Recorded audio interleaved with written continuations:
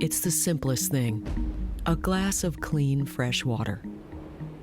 Every single person on Earth, all 7.2 billion of us, needs a few of these each day. But there are more people all the time. The climate is shifting. Pollution is rising. All of these threaten clean, fresh water supplies around the world. The cities of Cape Town, Cairo, Mexico City, Tokyo, Sao Paulo, Beijing, Melbourne, and London are all at risk of running short of water, and soon.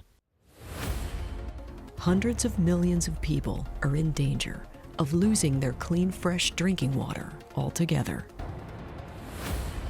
The hunt for new supplies is going on right now across the world.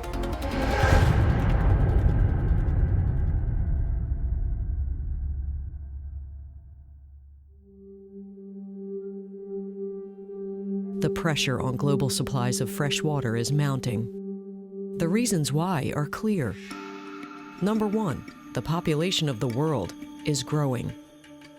There are 7.3 billion people on the planet now. In 10 years, that number will rise by 1.2 billion to 8.5 billion. According to a new UN report, by 2050, the number will be almost 10 billion people. Every single person will need clean, fresh water to drink, grow food, and stay clean. In other words, to live. Water, as everybody knows intuitively, it is needed for any aspect of your life. You need to drink water, you need to bathe, and other sanitation needs. You need water to produce energy, to mine coal or oil or gas. To produce electric power requires a lot of water. Your food requires a lot of water. In fact, irrigating crops to grow our food takes up about 70 or 80% of all the water used throughout the world. So when you're looking at a water crisis, the first thing that comes to my mind is what's going on with irrigated agriculture in that area. There are two basic ways to get water for human needs. One way is to dig wells down into the water table and bring it up. The other is to catch seasonal rainwater and snowmelt flowing in rivers and collect it in reservoirs. All over the world, hundreds of millions of people rely on these sources of water to grow crops, to drink, and for basic sanitation. Globally, 500,000 seasonal dams catch rain and snowmelt runoff. When the dams fill in the wet season, people downstream have water to drink and grow crops. Some of that water sinks into the ground, replenishes the water table, and recharges wells. Now the atmosphere is warming, and the global climate is behaving erratically, unpredictably. The seasonal arrival of enough rain and snow to fill water needs has become less reliable. What if rain and snowfall patterns change profoundly? Or the rains and snows don't come at all? Or extreme rain provides too much rain all at once, creating floods of polluted water too toxic to drink or use. To try and determine where these kinds of water risks are highest, the World Resources Institute has created the Aqueduct Water Risk Atlas. There's a lot of color everywhere. The darker colors show where the greatest water stress is in the world. I would say India and Pakistan, those are the places that keep me up the most at night. The Indus and Ganges river basins are seeing lower water levels coming from the snowmelt in the Himalayas. 700 million people depend on that water. The first place my eye is drawn to is this area in northwestern India and in eastern Pakistan. It's extremely high stress in most of this region. This is kind of ground zero for for pumping of groundwater to irrigate agriculture. So a place that's already high risk on a baseline level then sees a very bad drought, that's going to lead to a crisis. And when a crisis happens between two countries that are basically enemies and have nuclear weapons, this poses a very dangerous situation. But India and Pakistan are not the only water flashpoint in the world. In 2018, Cape Town, South Africa, came within weeks of day zero, the declaration of a water emergency and rationing. Parts of South America are in trouble too. Sao Paulo, Brazil, has a population of over 12 million. It's the largest city in Brazil and the Western Hemisphere, and it's running out of water. In fact, in regions on every continent except Antarctica, the demand for fresh water is greater than the supply. When I look at this map of water stress and I see all this red, what it's telling me is that this use is unsustainable in a lot of these red areas. It's telling me that we're kind of like a person who's spending his bank account down faster than it's being replenished with money from his job. And there's going to be a day of reckoning in a lot of these places that we see here in red and dark red, unless we start moving to much more intelligent uses of water. More intelligent uses of water, or what happened to Chennai, India, will begin to happen everywhere. The city of Chennai, India, is well over 1,500 years old. It sits on the southwest coast, on the Bay of Bengal. A tourist mecca, it's one of the most visited cities in all of India. It also has one of the largest municipal economies in the country. Nicknamed the Detroit of India, 1/3 of all the cars made in India are made in Chennai. And in June 2019, the city of Chennai ran completely out of water. The reservoirs dried up, and there was no water at all running in the municipal water system. It's a very large city, the size of maybe New York. And this is a city which, in June of 2019, saw all 4 of its major reservoirs go to zero, zippo, as in dry beds of the reservoirs. And this population of 10 million people only can get water from tanker trucks that are coming in, trains with boxcars. They have no other source of water, and that's just kind of keeping people with the core amount of water they need for drinking water and sanitation. A lot of businesses have had to shutter. This is a place with a lot of tourism. It's the second largest IT center in India. It's kind of catastrophic from both a humanitarian and an economic perspective for this city. The catastrophe took some time to build.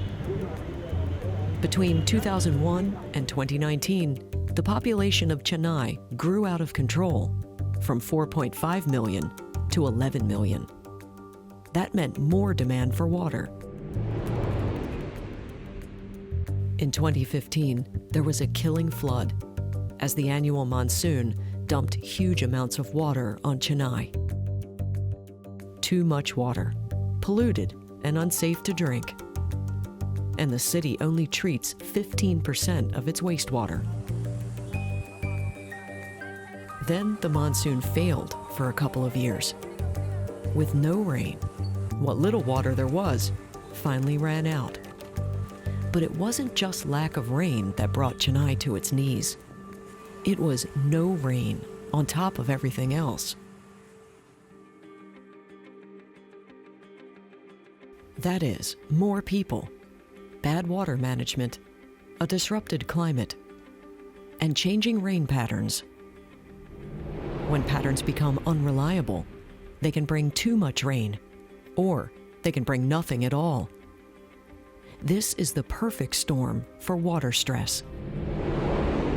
Water stress is just a fancy term for the amount of water you use in any place with respect to how much water is available. So at some point, you're using more water than is sustainably available through periodic rainfall, and you're stressing the water because too many people are trying to use too few resources.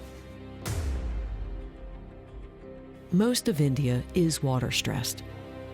The UN estimates that India has only 30 days' supply of water at any one time. It makes the system vulnerable, especially to drought. Sometimes you have enough water, but your water's too dirty to use because you're dumping untreated wastewater into your rivers. Sometimes it's drought.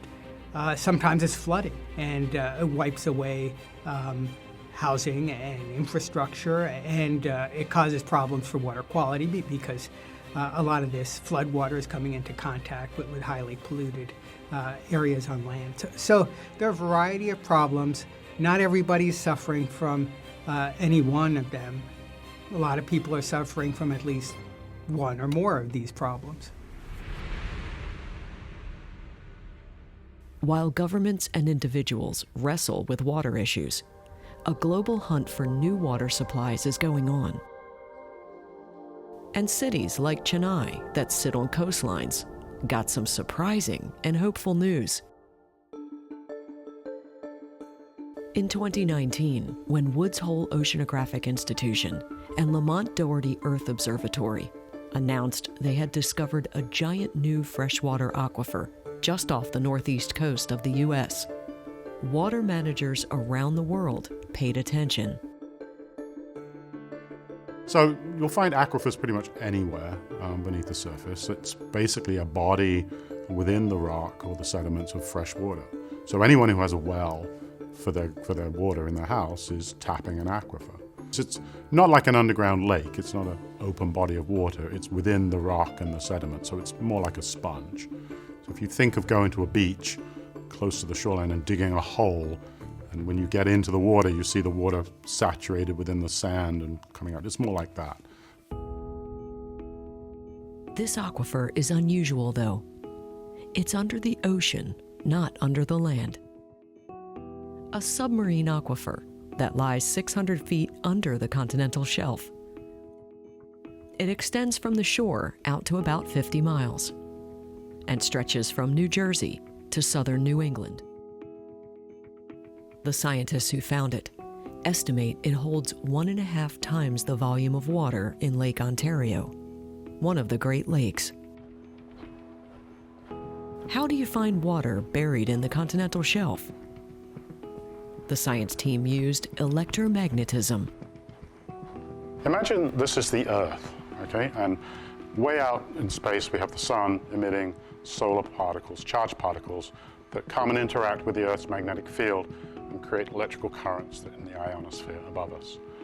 Because the Earth is able to conduct electrical current, the currents that are going above us are able to induce current flow in the Earth. How electrical currents flow depends on the conductivity of the material they flow through. So they built a system to detect how current flows deep in the seafloor.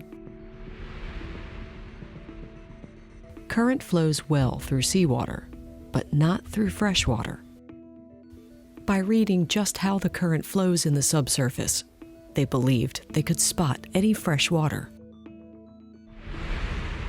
Behind the ship, we tow a transmitter, which is fairly simple. It's a couple of pieces of pipe through which we pass current and a waveform, and that signal diffuses out through the seawater, through the seafloor, and is measured by these instruments on the bottom. They tried the system out off the coast of New Jersey. Years before, oil companies had drilled there looking for oil and reported finding water. So they knew it was there. The system worked. It detected the water clearly. They went up off the coast of southern New England to try the system there. No one knew what they would find. The data came in from the instruments as a stream of numbers. Chloe Gustafson, at Lamont Doherty did the computations and crunched the numbers. So what we get is this colorful image where the yellowy orange portions show where the aquifer is. And then these sort of squiggles on top of it are data that shows the rock structure. The shoreline is over here, and this is out seaward towards the edge of our continental shelf. And here we're seeing our aquifer extending from the shore all the way out to about 90 kilometers offshore. And when we have our structural data set as well, we can see that there are these layers that are capping the aquifer and sort of holding it down in place. So they found a giant aquifer under the continental shelf that stretches from New Jersey to New England. Seeing the body of water beneath New Jersey was comforting. We knew it was there. Seeing the body off of Martha's Vineyard, I think, was the moment, because that was something that we had all thought was there.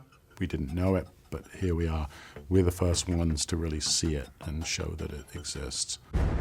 So there's a little bit of uncertainty in how fresh the water is, but it certainly is much fresher than salt water. So from a desalination point of view, the amount of energy needed to turn it from what it is into potable water is going to be significantly less. Desalination is a technology designed to remove salt from seawater to make it fresh and safe for drinking. Today, 18,000 desalination plants around the world produce 22.9 billion gallons of fresh water a day by removing salt from seawater. Some 300 million people rely on that water for some or all of their daily needs. Desalination with today's technology is your last-ditch solution. And it's really only an alternative for wealthier communities. You don't see a lot of poor countries with desal.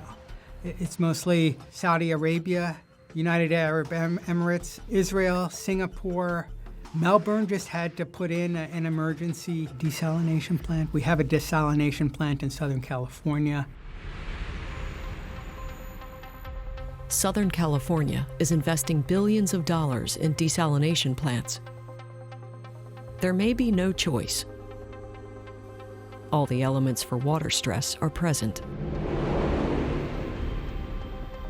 The region relies on snowmelt from far away in the Sierra Nevada mountains.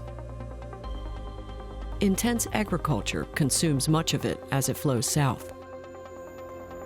The growing population of Southern California takes the rest. Add a prolonged drought and a changing climate. It costs $100 million to build a desalination plant for just 300,000 people.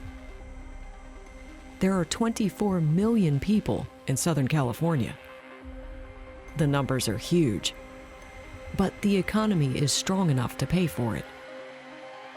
In poorer places, we're seeing day zeros, where the cities are running out of water or close to running out of water, and they're trying to figure out what to do.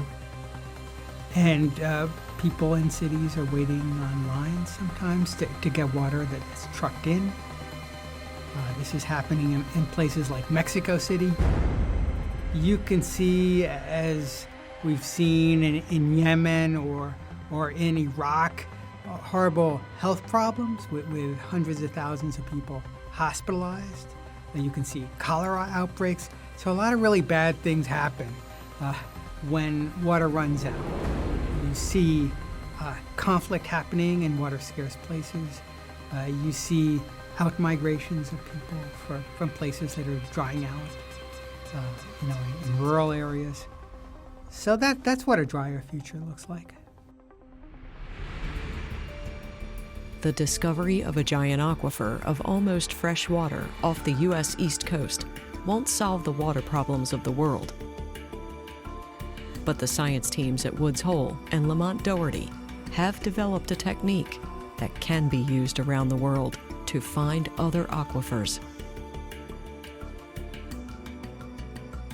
They will study the connection between onshore freshwater aquifers, offshore aquifers, and the impact on marine ecosystems. But for cities like Chennai, India, Cape Town, South Africa, and San Diego, California, and the islands of Australia and Malta, just to name a few, it could mean new supplies of fresh water to face a hotter, drier world.